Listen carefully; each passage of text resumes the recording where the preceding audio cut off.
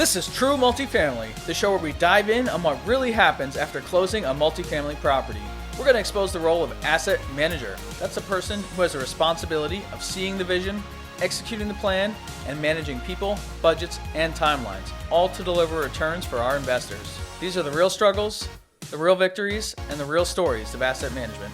Welcome back to another episode of True Multifamily. I'm your host, Justin Fraser. Very excited to be with you here today with Mr. Jerome Myers. Jerome, how are you, buddy?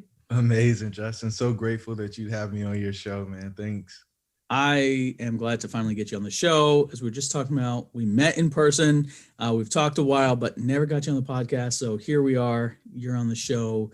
And I know you've got a really great true multifamily story to share with us today. But for those who live under a rock or don't know Jerome, can you give us a little bit of an introduction to you and to what you're doing? Yeah, man. I'm just a corporate America dropout who buys apartments and shows other people how to do the same. Back in 2016, I left corporate America to pursue this dream. Got turned away a bunch of times because I didn't have experience. And so I went and fixed and flipped. Had somebody show up, ended up being an experienced partner. And then we got into this deal that we're going to talk about today. And boy, did my eyes get open. So you started off with flipping, and then how long were you flipping before you got into multifamily? It took me about a year to get the first deal done. So I flipped along the way. I went to 10 banks when I got ready to leave corporate, and they all told me they weren't going to give me a loan. And right. I didn't really understand why. And so when I gave up on that, I started flipping and then met the right people and finally got to close in about a year. Got it. Okay. And so we were chatting before. By the way, Jerome is everywhere. So if you want all of Jerome's story, actually, you know what? Let's take this chance, Jerome. Please go ahead and plug your podcast where people can find out more about you. Yeah. So if you're listening to this, then you're a multifamily investor. You want to be. We've got a podcast called Multifamily Missteps. We bring operators on from around the country to talk about their missteps. And the whole goal is to elevate the collective intelligence of the operator community. Whether you want to get in or you're already in, you're going to learn a lot there. We've had people like Kenny Wolf, and we also have my man Sam Stillwell. So somebody with the 3,000 plus unit portfolio and somebody with a triplex. And we just go through the whole thing of understanding what happened, how they got into the situation, what they did to make sure they never end up in that situation again. And sometimes they even tell you how much it costs to make that mistake. It's education, right? Education. Well, I love that because true multifamily listeners, if you don't listen to that show already, our shows are so aligned. There's so much overlap in content and mission in that it's all about the operations of the property. So I love that you're getting your guests to open up and share their missteps and lessons learned. And it's really great. It's really great. So if you don't know Jerome, please go listen to that show. And at the end, he'll give us some other ways that we can reach out to Jerome. But let's jump right into it, man. First, tell us the story about this 23 unit. You're flipping, how you found it. And then I know you got some multifamily missteps here. So let's start talking through it. Oh, man. Yeah. So you kind of build your own thing, right? You got to scratch your own itch. And so I was listening to everybody around the country trying to get educated because, that's what you do. You listen to a bunch of podcasts, you read books.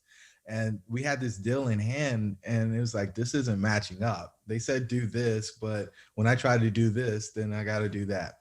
What does that really mean, Jerome? So we bought a 23 unit. I thought I was going to buy it. I took this deal to the banks in January. They all told me no. I had my 50-page business plan that I put together and said, oh man, we can do this.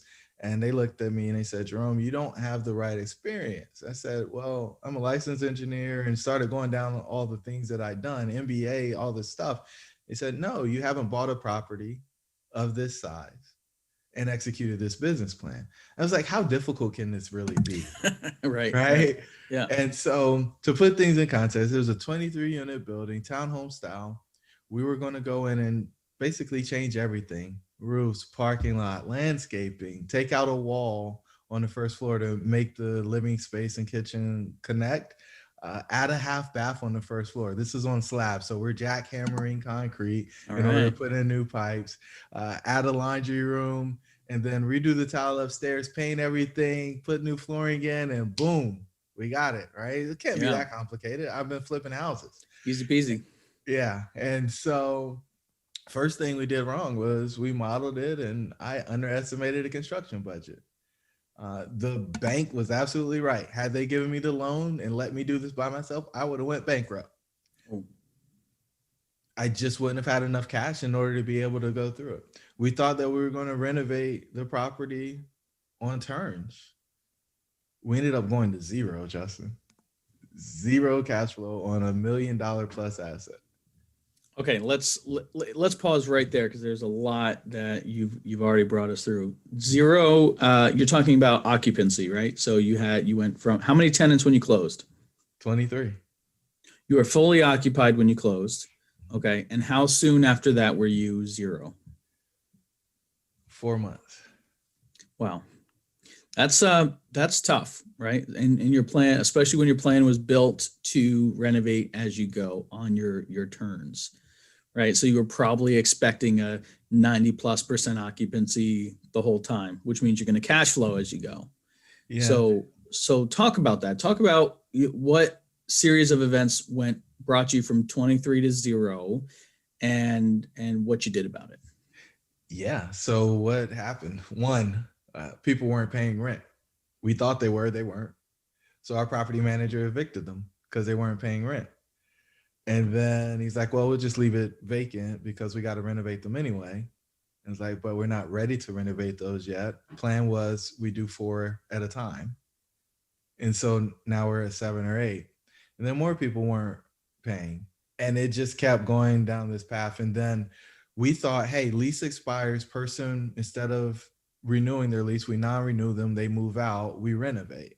So we had the confluence of people not paying, people's leases expiring, and they didn't want to live there anymore, so they moved out. And it became Armageddon. It's just boom. And then I think there were a few, I don't want to call them scragglers, but I don't know what else to call them at this point, who were still there in that last month. And that was when we realized that, hey, this sewer pipe is broken and we've got to replace it. So, we've got to get everybody out of the building now because we don't have any working sewer. The sewer pipe going into the building was broken. Yeah. Coming the out. Outflow. Yeah. Okay. Wow. So I just want to really highlight this because it's so, you listen to podcasts and there's so much about, okay, we're going to renovate on the turns. That sounds great, right? You're hearing all this, you're reading all these books, like this sounds great, like picture perfect plan here. But things can go really sideways really fast. So when you say the tenants weren't paying, is that they weren't paying prior to closing? Is that a due diligence issue, or is it just that a new manager, new owner came in and they just didn't want to pay you when they were paying previously? I mean, I think it's a combination of both, right? Even if a person's late on rent or not paying during due diligence, or even if they are paying during due diligence, there is no guarantee once you close that they're going to pay you. Absolutely. It is a wild animal, and people don't actually think about multifamily that way, but it's a wild animal, especially when you're buying what we buy, which is stuff that's mismanaged. And we're looking to come in, implement new systems and processes in order to maximize the efficiency of the property.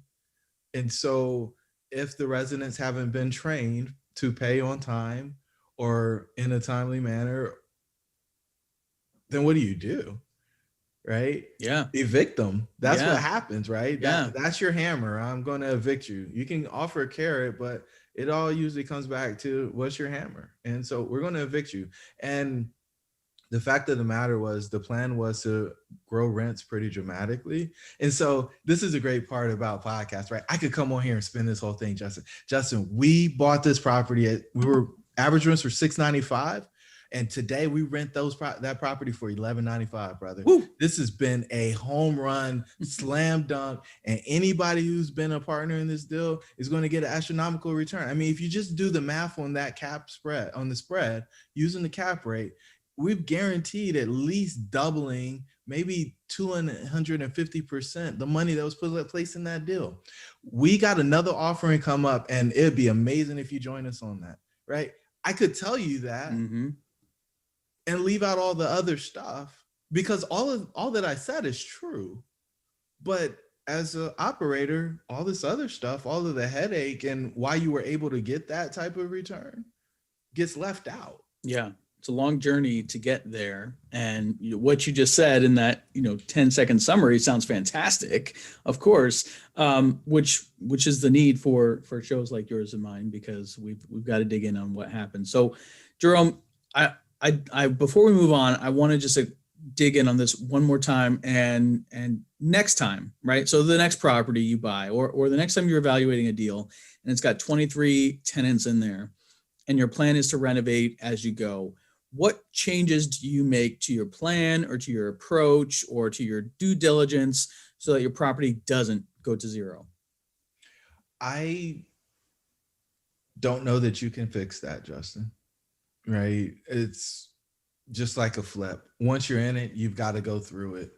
The property conditions can change and you have to deal with it. Now, with that said, there have been times where we've closed on deals and we didn't bring all the money in up front and for renovations, and that is now a non-negotiable, because it doesn't matter if you go to zero if you have the money to do the renovations, because it just sped up the process. Right. And so now you've got less revenue in year one than you expected to have. And so you may have to service, or you will have to service the debt out of your reserves. But when you get to year two, you're going to exceed pro forma, because the way that the average collected rent, or, your net income is going to be much higher than you expected because of the vacancy that you would have had if you were executing the business plan into multiple years. Yeah, I love that. That what you say, just non-negotiable, have your construction funds in hand, ready to go. Because you're right. If you hit zero really fast, you could take on those units, assuming you had scalability and contractors and construction management processes and all that. You could, if you had the cash, you could scale that up quickly, have multiple crews on site, and just start turning units one after another. Were these units okay? So these units, this property goes down to zero. You might have been able to put some tenants in at a lower rate if you do just a turn rather than a renovation, but then you get hit with this sewer line. That's broken, right? So there's okay, that's just like a nail in the coffin, right? There's no coming back. So let's now talk about that process and what happens when you discover this. Yeah, so it's a smooth $30,000 seminar for anybody who's wondering. And, we came in, we put the new pipe in, and I'm an engineer, right? I beat my chest. I'm smart. Civil engineer at that. I look at this building. I see the corner of the building is sunk. I see in the kitchen that the front of the cabinets have some wear, like the paint is peeling off. And I don't put the two and two together, that sewage is backing up, it's overflowing through the kitchen sink and running down on the cabinets because the sewer line is broken. All of the signs were there, and I just blew it from a due diligence standpoint. And so, yeah, we find out when we're getting ready to swap out, because we want to tie our new half bathrooms into the sewer line that's existing. And it's like, oh, there's something wrong with this. This isn't working. Oh. So then we put the new one in. We didn't get it permitted. Yep. We just pull the new. The city inspector comes out. He says, this is new. You didn't file for a permit. This doesn't meet code. Take it out. Take it out. Start over. Start over. Wow. Okay, so ouch. Well, all right. That's a sobering reality. That'll smack you in the face, right? So what work have you done where at the point that he comes out and says, hey, you got to redo this? So jackhammered however many units so that we could tie in the new toilets lines or drain lines for the toilet and the sink. And so, I mean, we could stop there, but we've taken out the wall in between the living room and the kitchen so that we could do all the jackhammering we needed to do in order to connect back into the main. And we've done a bunch of outside work because it's our method of operations to go do the outside so that nobody can pull up to the property and tell what's been done, right? Yeah. It's just, oh, this looks great on the outside. And then we're working on the inside of the units, kind of getting our house clean. Yeah. And so, but all of the insides are just destroyed. You can't walk through without tripping over something is the short answer. Yeah. All right. So now you've ripped it out. City inspector comes in, says, hey, you've got to redo this. So now there's a time factor, right? Because now how long does that process take? Oh yeah. Now we got smart, right? We're going to pull in the old.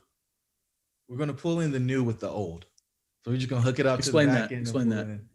So when they put the pipes in, because this pipe is running underneath the building, right? Because we've jackhammered down to it. It was like 6 feet deep. And so instead of trying to dig everything up and pull the old pipe straight up, we just pull it along the line, and then we connect our new pipe to the end of the old pipe and bring it all in together. Wow. So what was that? That was all in that $30,000? We'll go with that. Yeah. All right. So what do you do differently next time? What's your lesson? Oh, everything. And so we talked about this before, right? Not you and I, but me and the guys. Yeah. You permit everything before you close. Yeah. Right. If you know you've got a huge renovation that requires permits, get your permits so that you can hit the ground running. You know, your due diligence is going to take at least 90 days. Something like this is going to take longer because of all the stuff you have to do. Get your drawings done, get them submitted, and then get your permit in hand. So when you hit closing day, you can actually start executing, and you don't have to worry about people showing up and saying, oh, this isn't done right, or this isn't acceptable. Now, with that said, even if we had done that, Justin, we wouldn't have known to permit the sewer line because we overlooked that during due diligence. So it wasn't in scope. Sure. So yeah, but we knew that we were doing a big construction project. It was highly visible, and there was plenty of publications around it and papers and so on once we closed and told people what our plan was. And so for somebody to think that that level of work was going to happen and the inspectors not see it or have something to say about it was just ridiculous. Right. Okay. So do you chalk that up to just first time through? You just didn't know, you didn't have the experience, right? So now you do.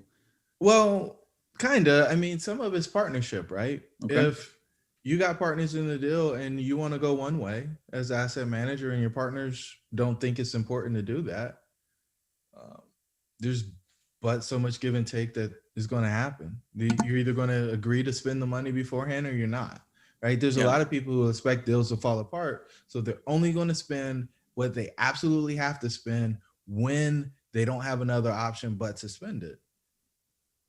I don't know that I blame the person that feels that way, but I do know that waiting until that point can cause some pretty big time delays. And It's going to really set you back once you close, right? And so for the listeners, what you're talking about is through the due diligence process, there's so many checks that you have to write to get this property to closing. But there's sort of the bare minimum, like I need my legal and my closing costs and all that. But if you're like proactive, like Jerome is suggesting, and getting those permits done and getting those drawings done, yeah, if you don't close, that's money that's gone out the door. But if you are any sort of confident that you're going to close on this deal, get it going, get those permits going, get all that work ahead of time. Because if you run into a scenario like Jerome did, occupancy is not going to last forever, right? Rent coming in is not going to last forever, especially right now. Recording this in 2020, in the middle of COVID, like who knows what's going to happen, right? Another wave is coming potentially. Get everything in line so you can hit the ground running with that business plan. You can't wait. You really can't wait. Every day that you wait, I feel like it's exponentially worse. And that's something that we've learned across a lot of our deals. It's like, oh, we'll get to it, or we'll implement that water savings plan down the road. And it's like, man, what a stupid thing. Like, let's do that day one. Like, why wait? Going back to what you said before, like come in capitalized, come in with the cash to do the projects you have to do. Why? You're not going to get it out of cash flow over time.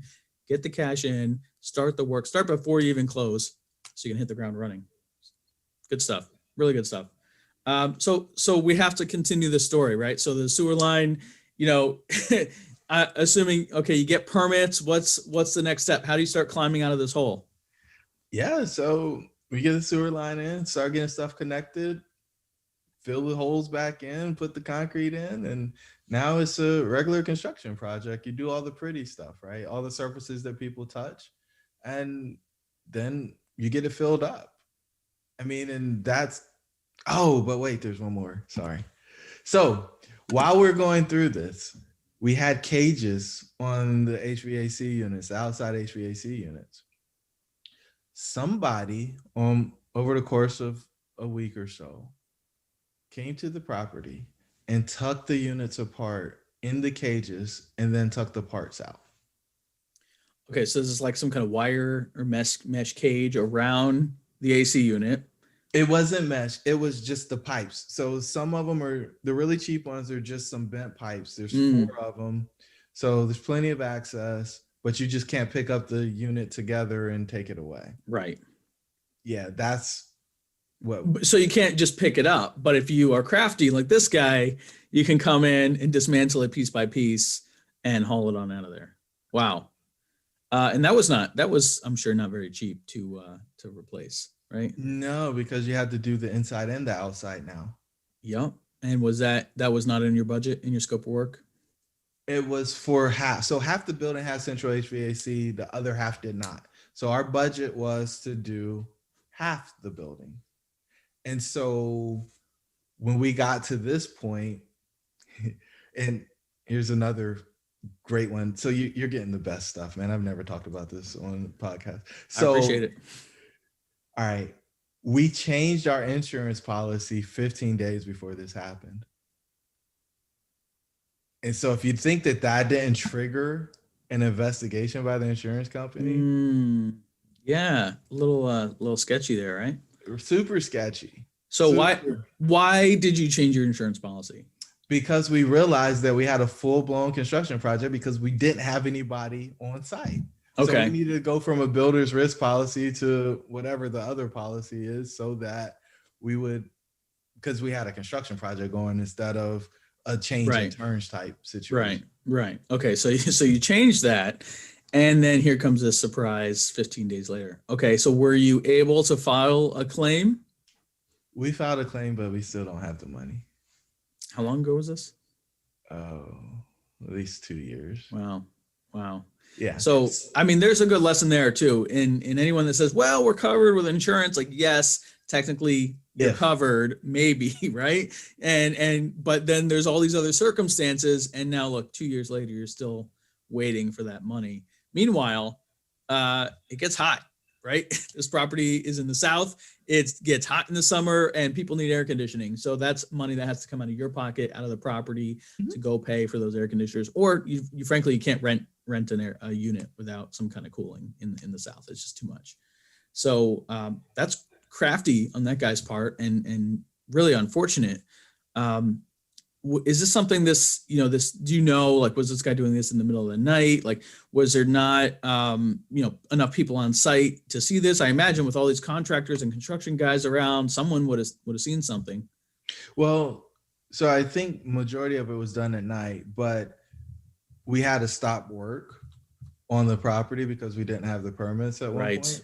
Right. So there weren't people coming. So we don't actually know when it happened, but we do know that it happened. But back to the point of it not being cheap, right? So say we planned on doing half of them. And this is my favorite part for everybody who's a fix and flipper and they think they're going to come over to multifamily, it's going to be all good.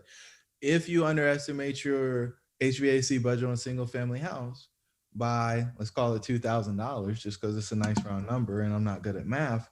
Well, that's $2,000. That's probably in your contingency. Yep. If you underestimate a 25 unit property by $2,000 for each unit, that's $500,000. Yep. Some people are really wealthy and they can write a check for that. Yeah. I'm not the person that could have written a check for that at that point. And so what do you do when you have that situation happen? Especially when, oh, by the way, somebody stole units that we didn't expect to do. And so add that on top of it. And so just keep in mind, like, this isn't for the faint at heart, and it's certainly not a poor man's game. It's very expensive. It's very expensive. I had something very similar, Jerome, on my 40 unit that I did on one of my first projects, and same thing. Half the ACs did not work, and the seller going in had told me they had replaced 10 of them, but they didn't connect it right, and it ended up burning out the units. And it's like, okay, that times $4,500 a piece. It's like that just blows out your whole budget. It's not easy to come back from something like that, and it'll set you back a good bit. So, all right. So much good stuff here, by the way, guys. Please go back and listen to this again. The amount of notes I'm taking, Jerome, there's so many good tidbits here, and want to appreciate, I appreciate you sharing everything. But let's keep going, because I feel like we're about to push through this story here. So now you're down to basically the cosmetic level renovations. You're filling up the property. How long does it really take you to go from? So you said 4 months to get from 23 to 0. How long does it take us to build that back up? Probably 12 months overall. Yeah. I mean, it just, you go through, you get one building ready, you get people moved in, you move to the next. And yeah, I mean, permits took a while, drawings took a while. And so we imagine going to 0, you're writing the mortgage check every month along the way, right? Until you get to turn your revenue back on. And so, yeah, I mean, probably 12 months or so to get back to where we're making money. And now, it's phenomenal. And so $1,100 a unit, right? 12, right? Look at that. And look, hey, Justin, we're ahead of our pro forma. We decided when we underwrote this property that we might be able to get $850 a month for these units. But through the quality of our asset manager and our property manager, they've been able to go to market and get us $1,195. I'm not real good at math, but that's a huge number, a huge percentage. Yeah. Congratulations. It's it is, and if you're not watching, big smile on Jerome's face. Just, it's so easy to make the story sound so good, and it is. And by the way, the fact is that multifamily, it is resilient, and moving forward, you had a really rough year and a half, right? But now you're 2 years into this, you're occupied, you're cash flowing at that higher rate. Eventually, you'll refinance into probably some lower term debt and just kind of ride it out, right? And you are adding value. And the fact is that getting the $1,200 rents versus the $800 rent, your asset is worth that much more. And so there is some truth to all those great stories and that upside, but it is a much harder slog to get there than most people make it seem. And since you brought up the bank, let's talk about the bank. Yeah, right? let's do it. So they were phenomenal. We went through our interest only period. We went through the point where we needed to convert and be stabilized, and they worked it out with us where if we added some additional money to the pot, then they'd be willing to extend the term, and they'd be willing to increase our construction line because we spent all the money that we initially received. And I was like, this is phenomenal, because they could have foreclosed and taken the property back and said, you guys failed to perform. Boom, boom, boom. But they didn't. They said, you're making progress. You've got the right people on site. You're going through the thing. But they didn't have to. And I think this part is extremely important, especially when people are going to get into these super heavy lifts on their first deal, and they're going to do it with bridge debt. A bridge lender would not do that, because it's all about the burn. It's all about the churn. It's like, Absolutely. okay, we did the deal, we got the money back. We did the deal, we got the money back. That's how they maximize their money. And if you don't perform and the property's worth something, lend to own. Yeah. I mean, you're absolutely right. So was this a community bank? Sounds like a small community bank. Okay.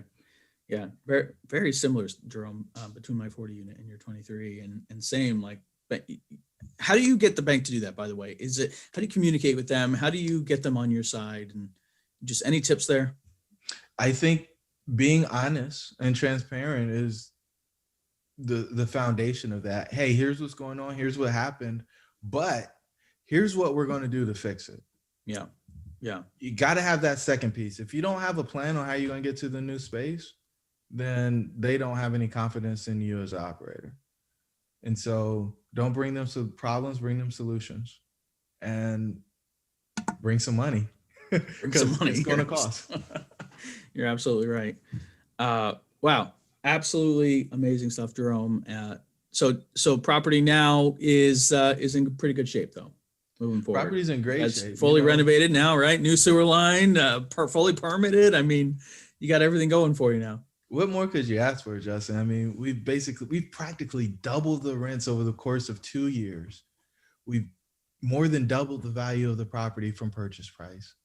Everything's brand spanking new. Now we can do one or two things now. We can refinance this property, get all of our original investment back and just ride it out, or we can take it to market and harvest all of our equity.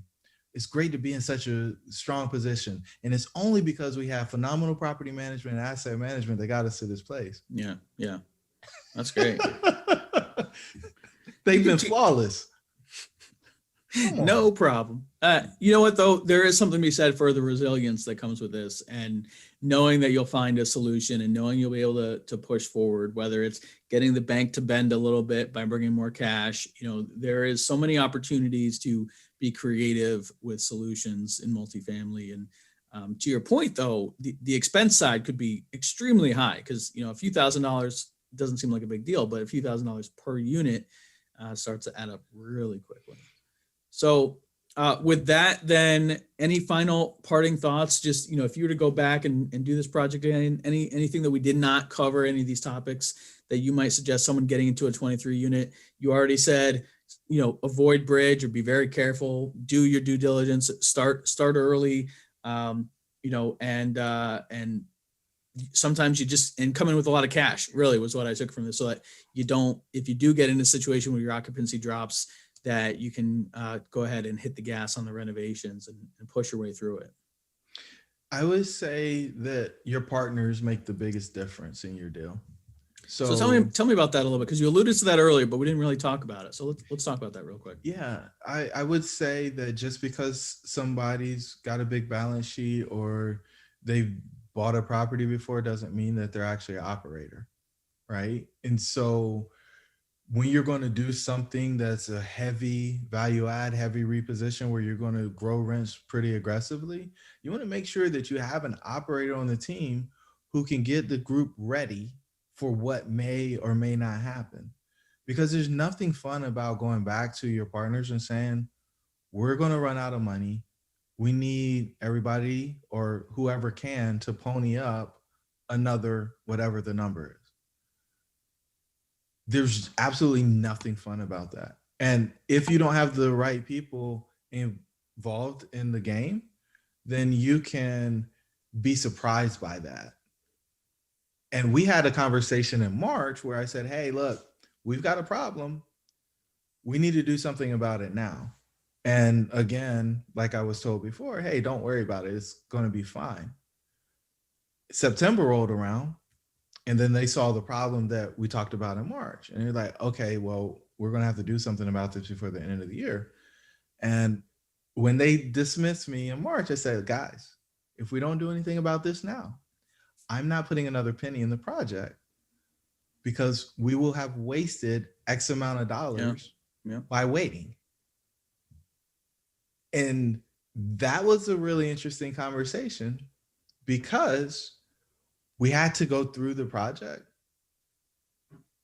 But if your perspective, if your opinion, if your wisdom, guidance isn't valued by the team, at some point you have to put your foot down because you're in this thing just like a marriage. You're in until you're out.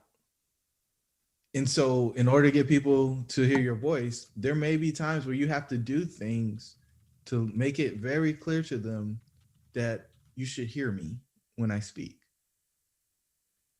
And that for me was probably the toughest lesson that I had to learn in this situation. So it's great that you met somebody at a conference or a meetup and you want to do a deal with them.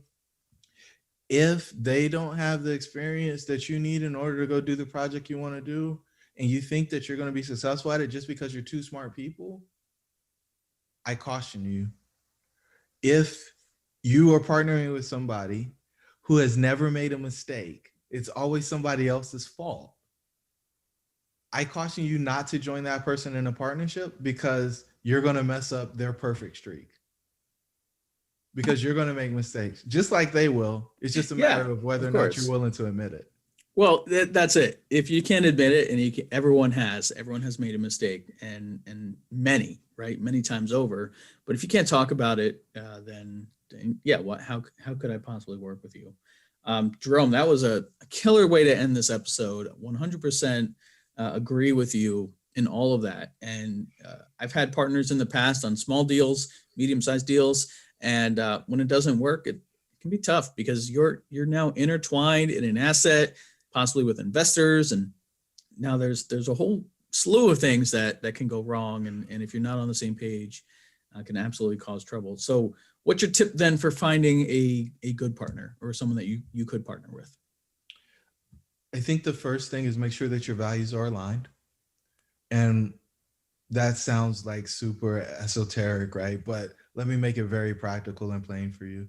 If you both want to make a positive impact on the community through your investment, and profit isn't your main motivator, that's an example of aligned values. If you actually see your residents as people instead of dollar signs, that's aligned values. There's a number of other things, but be very clear about what your investment thesis and objective are, and make sure that everybody's aligned with that, because it will decide how you make decisions. You know, I've had an experience with a property manager who said, well, what does it matter? We don't want these people here anyway. That bothered me, because these people still call this place home. Right. And until they don't call this place home, they should be paying us rent. So I absolutely want them there, because this doesn't work if they don't pay. Yeah, absolutely. So when you hear things like that, you just want to make sure that before you get into the deal, that you know that that's the perspective, so that you know how to operate, and you'll know how people are going to vote when things come up. Yeah. No, that's really great. I love that, talking about, you know, what you're going to do when it comes down to it, right? How do you handle that tenant scenario? How do you handle where's your priority? And like you said, are we doing this just for the dollar, and we're going to squeeze every penny out of this, which is what results in, you know, terms like slumlord, or are we going to invest in the community and make this a better place for people to live, and like you said, call home, which is so important, because this is a place that they call home. So, man, really great episode, Jerome. And that was just the first deal. So we definitely have to have you back for another. Thank you for coming on the show. I want to give you a few minutes to tell the listeners where they can find you. And besides the podcast, which we talked about, but you can go ahead and mention that again. And anything else you want to bring up? Yeah, man. So if you guys want to learn more about our 4-step process for running and owning multifamily, you can hit myersmethods.com. And there you get our lead magnet, which is, it just tells you our process. And there's a 15-minute interview where I go through why I like joint ventures more than syndication. Great. That's it. That's it. All right. myersmethods.com. And go get that 15-minute interview, because you know, I'm a syndication guy, Jerome's a JV guy. That's okay. We can still talk to each other. And good, bad, and ugly for both options, I think. So Jerome, thank you so much. So many great lessons. Definitely appreciate it. If you guys like this show, please leave us a great rating and review. Find out more about Jerome on our website, truemultifamily.show. Show notes will be up. Thank you so much for joining us today. We'll see you next time. Thanks for listening to another episode. Check out our website at truemultifamily.show. And if you have an amazing story to tell, share it on our Facebook community, and you might just be the next guest on the show. We're also on all other social networks. Just search True Multifamily. I'm really proud to have the show produced by our company On Air Brands. Check us out at onairbrands.com. We also have an incredible, unique podcasting event that we would love for you to be a part of. Check that out at podmax.co.